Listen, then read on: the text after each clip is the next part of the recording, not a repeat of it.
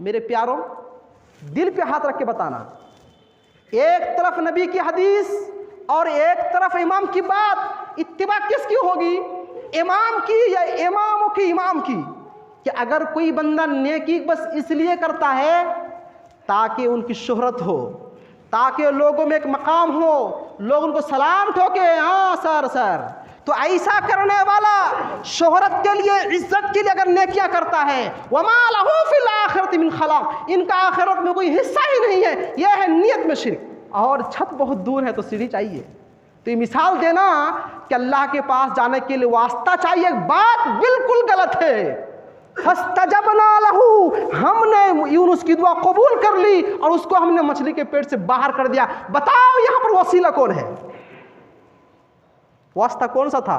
कौन सी रस्सी थी दुआ जाने के लिए? किसका वसीला था? या अय्युहल्लज़ीना आमनु तक़ुल्लाह वक़ूलू क़ौलन सदीदा युस्लिह लकुम अअमालकुम वयग़फ़िर लकुम ज़ुनूबकुम वमन युतिइल्लाह वरसूलहु फ़क़द फ़ाज़ फ़ौज़न अज़ीमा।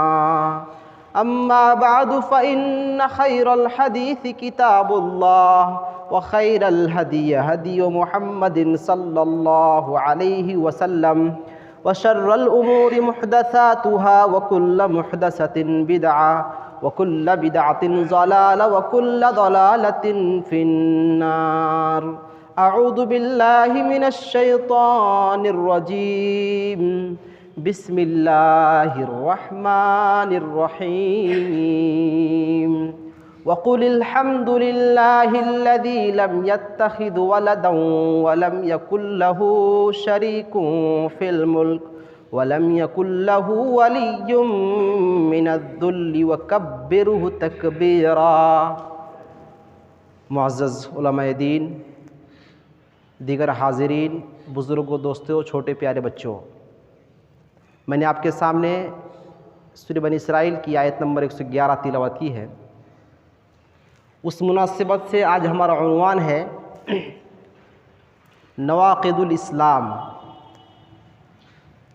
इस उन्वान का माना ये होता है कि इस्लाम को तोड़ देने वाली चीज़ें या ईमान को ख़त्म कर देने वाली चीज़ें। हम तमाम के तमाम अल्हम्दुलिल्लाह मुसलमान भी है और मोमिन भी है। ये अलग बात है कि किसी का ईमान ज़्यादा है और किसी का ईमान कम है, लेकिन है ईमान वाले हैं, हम लोग मोमिन हैं। तो आज हम लोगों को ये जानना है और इंशाअल्लाह मैं ये पेश करने की कोशिश करूँगा कि हमारा ईमान कब ख़त्म हो जाता है और हमें मालूम नहीं होता, या हमारा ईमान कब ख़तरे में आ जाता है और कब ख़त्म हो सकता है। ये जानना बिल्कुल ज़रूरी है। एक मिसाल ले लीजिए कि आप वज़ू बना के नमाज़ पढ़ने के लिए आए हैं। अब अगर वज़ू को तोड़ने वाली चीज़ें हमें मालूम ना हो कि क्या करने से वज़ू टूट जाता है और हम वो काम कर चुके होते हैं, उसके बाद भी हम समझते हैं कि हमारा वज़ू मुकम्मल है। मिसाल के तौर पे ऊँट का गोश्त खाने से वज़ू टूट जाएगा। उसी तरह से अगर आप गहरी नींद में सो जाएंगे तो आपका वज़ू भी टूट जाएगा। लेकिन मालूम पड़ा कि आप वज़ू करके सोए, अच्छी नींद ले लिए, उसके बाद फिर नमाज़ पढ़ने के लिए आए और आपको मालूम नहीं है कि मेरा वज़ू टूट चुका है, और आप नमाज़ पढ़ेंगे उसी हालत में, बताइए उस नमाज का क्या हाल होगा?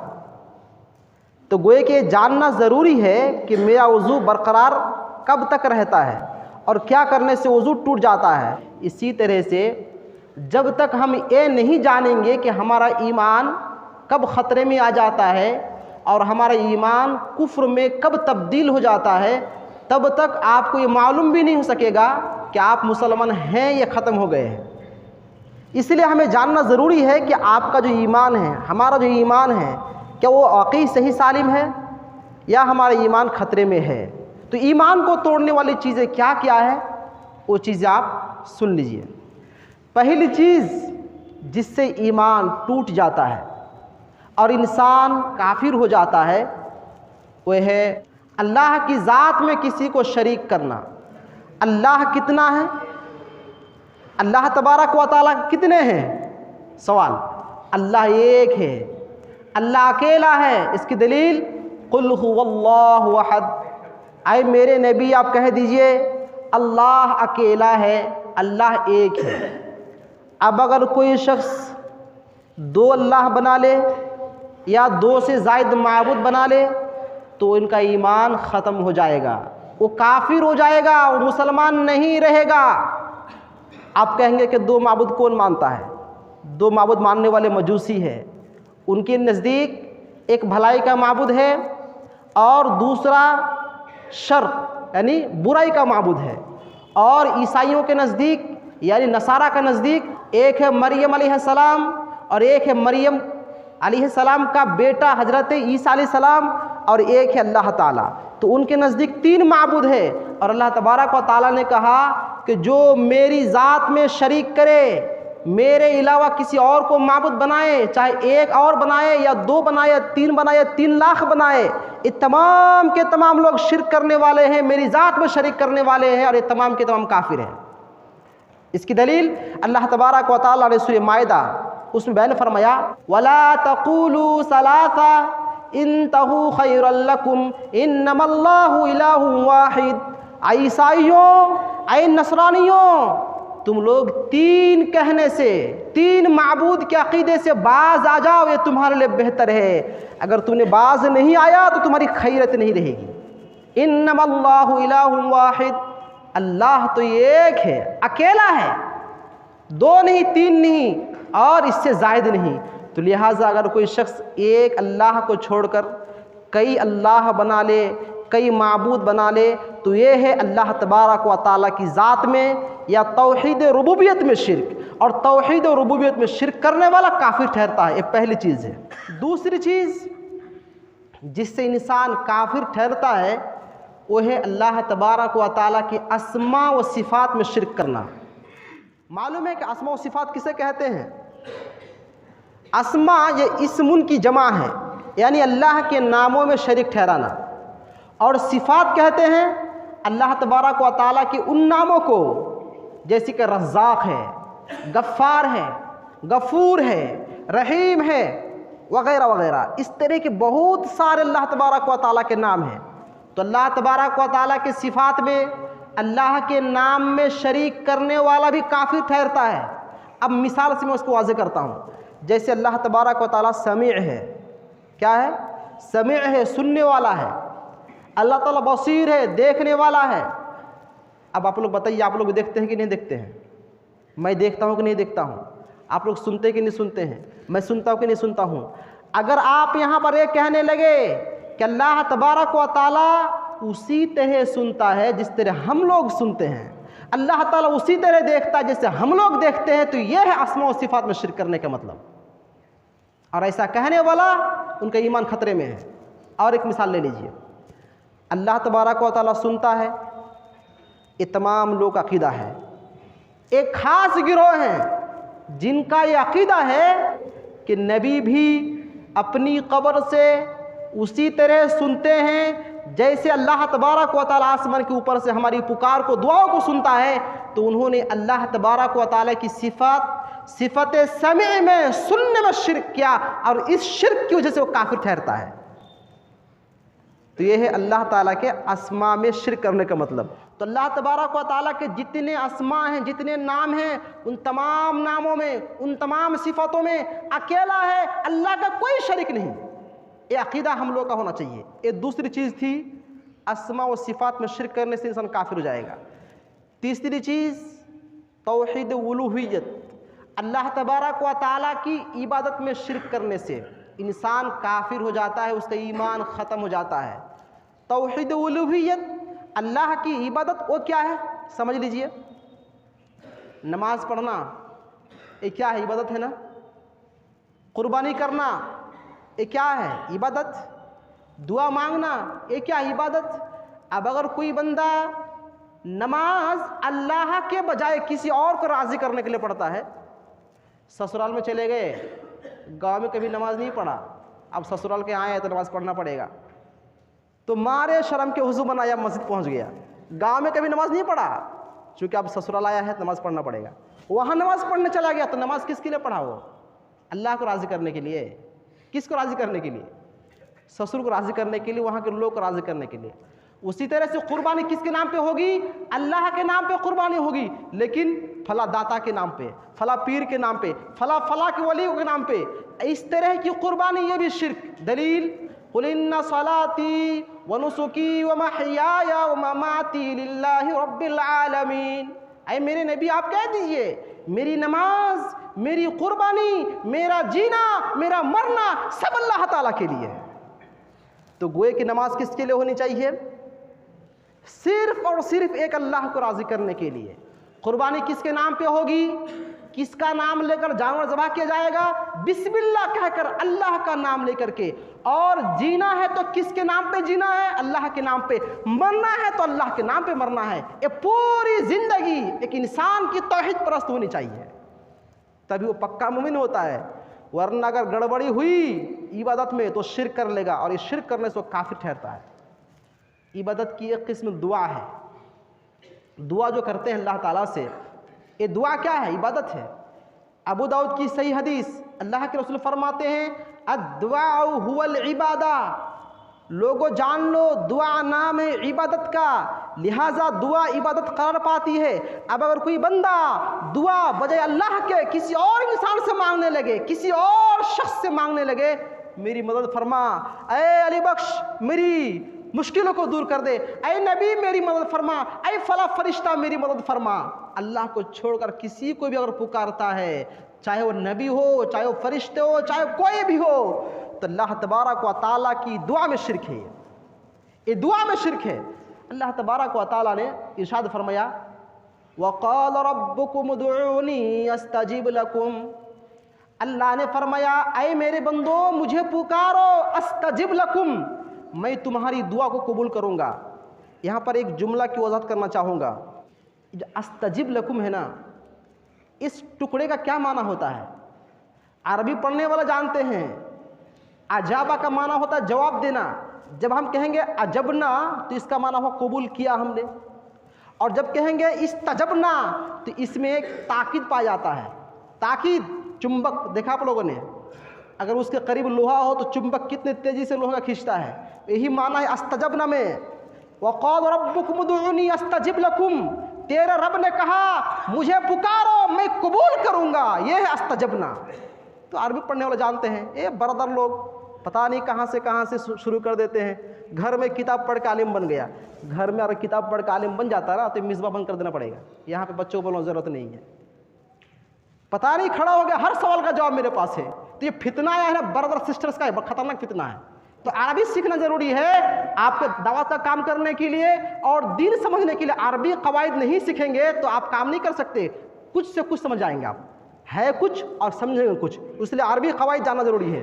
तो अल्लाह ने फरमाया मेरे बंदो मुझे पुकारो, मैं तेरी पुकार को कबूल करूंगा। तो पुकारना किसको है? किसको पुकारना है भाइयों? अल्लाह ताला को पुकारना है, अल्लाह ताला से मांगना है। अब अगर कोई बंदा बजाय अल्लाह के किसी और शख्स को पुकारने लगे, अल्लाह को छोड़कर अल्लाह के बंदों को पुकारने लगे, तो यह है दुआ में शिर्क, और इसकी वजह से वो काफिर ठहरता है। रुकू क्या है? इबादत। सजदा इबादत। सजदा भी इबादत और रुकू भी इबादत। एक किसके लिए होगी? इबादत किसके लिए होगी? एक अल्लाह ताला के लिए। दलील सूरह फुस्सिलत आयत नंबर 37, अल्लाह ताला ने फरमाया ला तस्जुदू लिश्शम्सी वला लिलक़मर वस्जुदू लिल्लाहिल्लज़ी ख़लक़हुन्ना इन कुंतुम इय्याहु तअबुदून। ऐ मेरे बंदो तुम लोग सूरज की इबादत ना करो, सूरज को सजदे ना करो, चांद को सजदे न करो, बल्कि उस जात को सजदा करो जिन्होंने इन तमाम चीज़ों को पैदा किया है। गौर करो मेरे प्यारे भाइयों, कितनी प्यारी बात है। चांद को सजदा नहीं करना है, सूरज को भी नहीं करना है। इतना बड़ा मखलूक है, अगर उसको हम सजदा नहीं कर सकते तो उसके अलावा किसी भी शजर, किसी भी हजर, किसी भी शख्स को सजदा कर सकते हैं? सवाल ही पैदा नहीं होता। तो अल्लाह ने कहा वाकई इन कुंतुम इय्याहु तअबुदून, इबादत करना ही चाहते हो तो इबादत उस जात की करो जिसने इन तमाम चीज़ों को पैदा फरमाया है। कुरान मजीद में अल्लाह तबारक व तआला ने फरमाया खालिकु कुल्लि शैइन फअबुदूह, ऐ मेरे बंदो तुम्हारा रब वो है जिन्होंने इन तमाम चीज़ों को पैदा किया है। लिहाजा खालिको कुल्ल शै, जो हर चीज़ का पालनहार हो, जो हर चीज़ का पैदा करने वाला हो, जो हर चीज़ को देने वाला हो, अता करने वाला हो, वही है इबादत का हक। लिहाजा उसी को तुम लोग मानो, उसी की इबादत करो, उसी की पूजा परस्तिश करो, किसी और की नहीं। तो अल्लाह तबारक व तआला वाज़े कर दिया, रुकू इबादत, सजदा इबादत। तो ये इबादत किसके लिए होगी? अल्लाह के लिए। अब अगर कोई किसी के पास झुकता है, रुकू करता है, कोई किसी दरगाह में जाके सर पटकता है, सजदा करता है, तो ये शिर्क किस में हुआ? इबादत में। शिर्क हुआ इबादत में, और इबादत में शिर्क होने की वजह से वो काफिर ठहरता है। तो ये तीसरी चीज़ थी जिससे इंसान काफिर हो जाता है, वो है तौहीद उलूहियत में शिर्क करना। चौथी चीज़ जिससे इंसान शिर्क में मुब्तला हो जाता है, काफिर हो जाता है, वो है अल्लाह की मोहब्बत में शिर्क करना। आप कहेंगे मोहब्बत में शिर्क करने का क्या मतलब होता है? तो भी सुन लीजिए, मोहब्बत में शिर्क करने का मतलब क्या होता है। अल्लाह तबारक व तआला ने कहा कुर्बानी मेरे नाम पे करो, जानवरों को मेरे नाम पे ज़बह करो, मेरे नाम पे दान करो, सदका मेरे नाम पे करो। लेकिन कुछ लोग अपने वली की मोहब्बत में आकर, अपने बुजुर्गान दीन की मोहब्बत में आकर नजर नियाज उनके नाम पे, फातिहा उनके नाम पे, जानवर उनके नाम पे, कुर्बानी उनके नाम पे, तो यह है मोहब्बत में शिर्क करना। अब पढ़िए सूरह बकरा की आयत, वमिनन्नासि मन यत्तखिदु मिन दूनिल्लाहि अंदादन युहिब्बूनहुम कहुब्बिल्लाह। कुछ ऐसे लोग हैं जो अल्लाह तबारक व तआला के साथ दूसरों को शरीक ठहराते हैं, निद ठहराते हैं, साजिश बनाते हैं, शरीक बनाते हैं, पार्टनर बनाते हैं। वो कौन लोग हैं? युहिब्बूनहुम कहुब्बिल्लाह। वो अपने वलियों से उसी तरह की मोहब्बत करते हैं जैसी मोहब्बत अल्लाह से करनी चाहिए थी। अब यहाँ पर एक सवाल जवाब देने की कोशिश कीजिएगा कि अगर बुजुर्गों से वैसी मोहब्बत हो जैसी मोहब्बत अल्लाह से होनी चाहिए, ये शिर्क ठहरा, बराबरी मोहब्बत हुई, बुजुर्ग से अल्लाह से बराबर मोहब्बत होने को जैसे शिर्क ठहरा, तो बराबर में अगर शिर्क हो गया तो अल्लाह के मुकाबले में अगर बुजुर्ग की मोहब्बत और बढ़ गई तो कितना बड़ा शिर्क होगा। तो अल्लाह ताला ने फरमाया कुछ लोग ऐसे हैं अल्लाह तबारक व तआला से मोहब्बत करते हैं, लेकिन उसी जैसा बल्कि उससे भी ज़्यादा गैरुल्लाह से मोहब्बत करते हैं, तो ये है मुशरिक लोग। लेकिन जो मोमिन होते हैं उसके बारे में फरमाया वल्लज़ीना आमनू अशद्दु हुब्बन लिल्लाह। लेकिन जो मोमिन होते हैं उनकी मोहब्बत अल्लाह के तई, अल्लाह के बारे में बहुत ज़्यादा होता है। लिहाजा अल्लाह से मोहब्बत करने वाला नमाजों का चोर कभी नहीं होगा। जब बात आती है ज़कात निकालने का, तो कितने लोग ज़कात निकालते हैं? हाथ खड़ा करना तो बोलूँगा नहीं, लेकिन दिल ही दिल जवाब देने की कोशिश कीजिएगा कि कितने लोग ज़कात निकालते हैं। अल्लाह की कसम, अगर तमाम के तमाम लोग अपने मालों की सही ज़कात अदा कर दे तो मिसबाहुल उलूम को चंदे की ज़रूरत नहीं पड़ेगी बाहर से। सही बोल रहा हूँ तो तायद कीजिएगा। अगर तमाम के तमाम लोग अपने मालों का सही तरीके से ज़कात अदा कर दे और वो ज़कात मदरसा पहुँचा दे तो चंदा करने की ज़रूरत नहीं पड़ेगी मेरे प्यारे भाइयों। तो अल्लाह तबारक व तआला से अगर मोहब्बत है तो यकीनन मोहब्बत करने वाले अल्लाह के फरमान को भी मानते हैं। अल मुहिब्बु युहिब्बु मा युहिब्बु महबूबुहु। मोहब्बत करने वाले अपने महबूब के हर अदा को पसंद करता है। नहीं, आप किसी से मोहब्बत करते हैं तो उनके हर तरीक़ों को आप फॉलो करते हैं। किसी हीरो को मानते हैं तो उसने जैसे बाल काटा वैसे बाल काटते हैं, उस जो चलते वो चलते हैं, जो खाता वो खाते हैं, जो पहनता वो पहनते हैं, मोहब्बत की वजह। तो अगर आपकी मोहब्बत वाकई अल्लाह से है तो अल्लाह तबारक व तआला के फरमान आपको मानना पड़ेगा, तब जाके आप मोहब्बत में सच होंगे। वरना कहेंगे मैं मुहब्ब हूँ, मैं मुहिब हूँ, मैं मोहब्बत करता हूँ, लेकिन अमल में चोर, तो फिर मोहब्बत झूठी है। लिहाजा अल्लाह तबारक व तआला से मोहब्बत करने वाले अल्लाह को फरमान को बहुत ज़्यादा मानते हैं, और गैरुल्लाह से मोहब्बत करने वाले गैरों के फरमान को ज़्यादा मानते हैं। तो आपको फैसला ही करना है कि आपको मुहिब किसका बनना है। तो ये था मोहब्बत में शिर्क। पांचवी चीज़ इताअत में शिर्क। किस में शिर्क? इताअत में शिर्क। आपको मालूम है इताअत में शिर्क कैसे हो जाता है? तिरमिज़ी की सही हदीस अदी इब्न हातिम रज़ियल्लाहु ताला अन्हु अल्लाह के रसूल के पास मौजूद है, और अल्लाह के रसूल ने सूरह बरा यानी सूरह तौबा की एक आयत पढ़ी, इत्तखदू अहबारहुम व रुहबानहुम अरबाबम मिन दूनिल्लाह। ईसाइयों ने अपने उलमा को, अपने दुर्वेशों को रब बना डाला, अल्लाह के अलावा बहुत सारे रब बना लिया। तो हज़रत आदी बिन हातिम ईसाई थे, इस्लाम कबूल कर चुके थे। इन्होंने कहा अल्लाह के रसूल, हम तो ईसाई थे लेकिन हमने अपने उलमा को रब तो नहीं बनाया, उनको तो माबूद नहीं बनाया, और आप कहते हैं कि उन्होंने रब बना डाला, ये कैसी बात है? अल्लाह के रसूल ने पूछा, अच्छा ये बताओ, ध्यान से सुनो, जब तुम्हारे आलिम लोग, तुम्हारे उलमा किसी मसअला को हराम कह देते तो हराम मानते थे कि नहीं? कहा हाँ। फिर कहा जब तुम्हारे उलमा किसी को हलाल जानते जबकि वो हराम होता तो तुम उसको हलाल जानते कि नहीं? कहा हाँ। कहा यही है उनको रब बनाना। मालूम ये हुआ अगर कोई अपने पीर वली बुजुर्ग की बातों को अल्लाह के सामने गलत बातों को कबूल करता है तो यह है इताअत में शिर्क करना, यह है इताअत में शिर्क। मेरे प्यारे भाइयों, एक मिसाल दूंगा, बुखारी मुस्लिम की बहुत सारी हदीस है। अल्लाह के रसूल जब रुकू में जाते रफ़ुल यदैन करते, और जब रुकू से उठते रफ़ुल यदैन करते, ज़ोर से आमीन कहते। कितनी हदीस चाहिए इस सिलसिले में?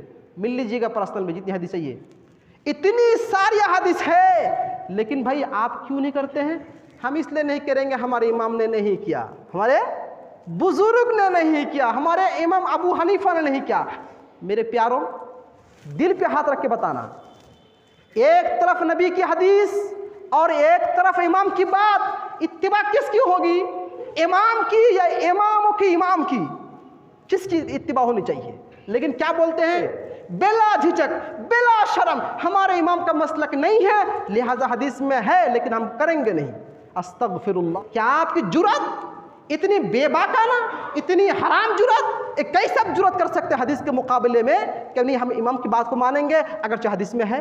ये है इत्तिबा और अल्लाह की इताअत में शिर्क। इमाम जो कहे वही ठीक, अल्लाह जो कहे कोई गलत, नबी कहे गलत, हमारे इमाम जो कहे वो सही, ये गलत, ये गलत तरीक़ा है, ये गलत अक़ीदा है मेरे प्यारे भाई।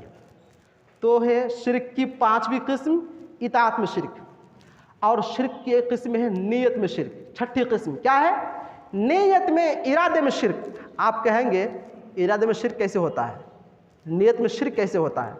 तो पढ़ लीजिए आयत, सूरह बक़रा की आयत। अल्लाह ताला फरमाता है, मन यक़ूलु रब्बना आतिना फिद दुनिया वमा लहू फिल आखिरति मिन खलाक़ वमिनहुम मन यक़ूलु रब्बना आतिना फिद दुनिया हसनतन व फिल आखिरति हसनतन वक़िना अज़ाबन्नार। दुनिया में कुछ लोग ऐसे हैं जो नेकियां महज इस नीयत से करते हैं ताकि इज्जत मिले, ताकि शोहरत मिले, ताकि लोगों में एक बड़ा मकाम मिले, दुनिया चाहिए। लोगों में एक जमात ऐसी है जो कहते हैं आतिना फिद दुनिया हसना, अल्लाह दुनिया में अच्छा ही दे दे। अल्लाह ताला कहता है वमा लहू फिल आखिरति मिन खलाक़, ऐसे बंदों का आखिरत में कोई हिस्सा ही नहीं है, इसको हम दुनिया में दे देते हैं। और एक जमात ऐसी है क्या? वमिनहुम मन यक़ूलु रब्बना आतिना फिद दुनिया हसनतन व फिल आखिरति हसनतन वक़िना अज़ाबन्नार। कुछ लोग ऐसे हैं जो कहते हैं अल्लाह दुनिया में इज्जत भी दे और मरने के बाद जन्नत भी दे। तो अल्लाह ताला कहता है इसको हम दोनों चीज़ देते हैं, दोनों चीज़ देते हैं। तो आयत करीमा के तनाजुर में मैं ये बताना चाहता हूँ कि अगर कोई बंदा नेकी बस इसलिए करता है ताकि उनकी शोहरत हो, ताकि लोगों में एक मकाम हो, लोग उनको सलाम ठोके, हाँ सर सर, तो ऐसा करने वाला शोहरत के लिए, इज्जत के लिए अगर नेकियां करता है, वमा लहू फिल आखिरति मिन खलाक़, इनका आखिरत में कोई हिस्सा ही नहीं है, यह है नियत में शिर्क। तो समझने की जरूरत है मेरे प्यारे भाइयों, शिर्क की कितनी किस्में हैं, न जाने ये चीज़ें हमारे अंदर पाई जा रही है और हमें ख्याल भी नहीं है। हमारा ईमान ख़त्म हो चुका होता है लेकिन समझते हैं जुमा नमाज़ पढ़ने गए थे ना तो ईमान है, हफ्ते में एक दिन नमाज़ पढ़ के आ गए ना तो ईमान है, ये समझते रहते हैं, हालांकि ईमान अंदर से निकल चुका होता है। शिर्क का एक किस्म ये भी है, मन जअल बैनहु बैन अल्लाहि वसाइता, जिसने अपने और अल्लाह के दरमियान वास्ता बनाया। क्या बनाया? वास्ता। छत पे चढ़ो तो सीढ़ी चाहिए, तो अल्लाह के पास जाओगे तो सीढ़ी चाहिए, वजीर चाहिए, सिफारिश करने वाला चाहिए। मेरे भाइयों बताना, ये छत हमसे दूर है, कितना दूर है? 5-7 मीटर, जो भी दूर है दूर है, छत दूर है हमसे, तो दूर में जाने के लिए सीढ़ी चाहिए। बात तो सही है, अल्लाह ताला दूर है क्या? अल्लाह ताला दूर है क्या? कितना दूर है? अल्लाह ताला फरमाता है नहनु अक़रबु इलैहि मिनकुम वलाकिन ला तुबसिरून, बंदो तुमसे मैं बहुत ज़्यादा करीब हूँ। सूरह काफ में फरमाया शहरग से भी ज़्यादा करीब हूँ। तो अल्लाह ताला करीब है, चढ़ने के लिए सीढ़ी नहीं चाहिए, पुकारो अल्लाह मौजूद है। और छत बहुत दूर है तो सीढ़ी चाहिए। तो ये मिसाल देना कि अल्लाह के पास जाने के लिए वास्ता चाहिए, बात बिल्कुल गलत है। अल्लाह ताला दूर नहीं है, लेकिन यहाँ एक चीज़ की वजाहत कर दूंगा, अल्लाह दूर नहीं है, करीब है। करीब ज़ात के एतबार से नहीं है, हर में अल्लाह है, ये बात गलत है, वो वहदतुल वजूद है। अल्लाह तबारक व तआला ज़ात के एतबार से 7 आसमान के ऊपर है, लेकिन इल्म के एतबार से अल्लाह ताला हम तमाम लोगों के साथ है। तो ये मानना पड़ेगा कि अल्लाह ताला इल्म के साथ हमारे साथ है, ज़ात के एतबार से नहीं। तो अल्लाह ताला बहुत करीब है। अल्लाह तक पहुँचने के लिए सीढ़ी नहीं चाहिए, छत दूर है तो यहाँ सीढ़ी चाहिए। अच्छा, एक मिसाल देता हूँ, सूरह अंबिया की आयत है। अल्लाह ताला ने हज़रत यूनुस अलैहिस्सलाम के बारे में फरमाया वज़न्नूनी इज़्ज़हब मुग़ाज़िबन फ़ज़न्न अल्लन नक़दिर अलैहि फ़नादा फ़िज़्ज़ुलुमात अल्ला इलाहा इल्ला अंत सुब्हानका इन्नी कुन्तु मिनज़्ज़ालिमीन। ये दुआ यूनुस के नाम से मशहूर है, ला इलाहा इल्ला अंत सुब्हानका इन्नी कुन्तु मिनज़्ज़ालिमीन। ये दुआ हज़रत यूनुस अलैहिस्सलाम मछली के पेट में, और अल्लाह ने कहा फिर ज़ुलुमात, ज़ुल्मतुन वाहिद, ज़ुलुमात जमा, अंधेरियों के दरमियान से, तारीकियों के दरमियान से पुकारा। गोए कि मछली के पेट की एक अंधेरी है, एक समुंदर के पानी की अंधेरी है, एक दुनिया की अंधेरी है। 3 से 3 अंधेरियों के दरमियान से पुकार रहे हैं अर्श वाले को। और अल्लाह तबारक व तआला ने कहा फस्तजबना लहू, हमने यूनुस की दुआ कबूल कर ली और उसको हमने मछली के पेट से बाहर कर दिया। बताओ यहाँ पर वसीला कौन है? वास्ता कौन सा था? कौन सी रस्सी थी दुआ जाने के लिए? किसका वसीला था? वास्ता था, वसीला है डायरेक्ट पुकारने वाले यूनुस अलैहिस्सलाम मछली के पेट में, समुंदर के नीचे, और कबूल करने वाला अर्श के ऊपर। अल्लाह तबारक ने उनकी बात सुनी कि नहीं सुनी? दुआ कबूल हुई कि नहीं हुई? तो ये फलसफा कहाँ से आ गया कि अल्लाह को जाने के लिए सीढ़ी चाहिए, वास्ता बनाओ? तो जिन्होंने अल्लाह तक पहुंचने के लिए वास्ता बनाया और इस वास्ता को पुकारा, ऐ वली मेरी मदद कर देना, मेरी सिफारिश कर देना, गौस का दामन नहीं छोड़ेंगे। अरे दामन ही नहीं होगा, नंगे पैर सब उठेंगे, नंगे बदन, किसी का दामन नहीं होगा। किसका दामन पकड़ोगे? तो गौस का दामन नहीं छोड़ेंगे, वो सिफारिश कराएगा। ये अकीदा बिल्कुल गलत है, ये शिरकियाना अकीदा है। तो जिन्होंने वास्ता बनाया अपने और अल्लाह के दरमियान, उन्होंने अल्लाह तबारक व तआला के साथ शिरक किया। इस तरह से बहुत सारी किस्में हैं। 3-4 जुमा बयान करने से शायद ये उन्वान मुकम्मल हो सकता है। बहुत अहम उन्वान है, बहुत अहम चीज़ है। आप लोग इसको याद कीजिएगा, समझने की कोशिश कीजिएगा और देखिएगा कि अपनी ज़िंदगी में कहीं ऐसा तो नहीं है कि हमने शिरक कर लिया है, कहीं ऐसा तो नहीं कि हमारा ईमान ख़त्म हो गया और हम समझते हैं कि हम तो अभी मोमिन हैं। नहीं मेरे प्यारे भाइयों, इल्म सीखिए, इल्म हासिल कीजिए और इल्म सीखिए, सिखाइए, तब ना आप समझेंगे कि हम हक़ पे हैं कि नहीं हैं। इमाम बुखारी रहमहुल्लाह अलैह अपनी बुखारी में एक बाब बनते हैं, बाबुल इल्मी क़ब्लल क़ौली वल अमली। बाब इस बारे में है कि कहने से पहले और करने से पहले इल्म हासिल करो। कहने से पहले भी और करने से पहले इल्म हासिल करना है। अगर आपने कहने से पहले इल्म हासिल नहीं किया, काम करने से पहले इल्म हासिल नहीं करेंगे, तो काम का तरीका कैसे मालूम होगा?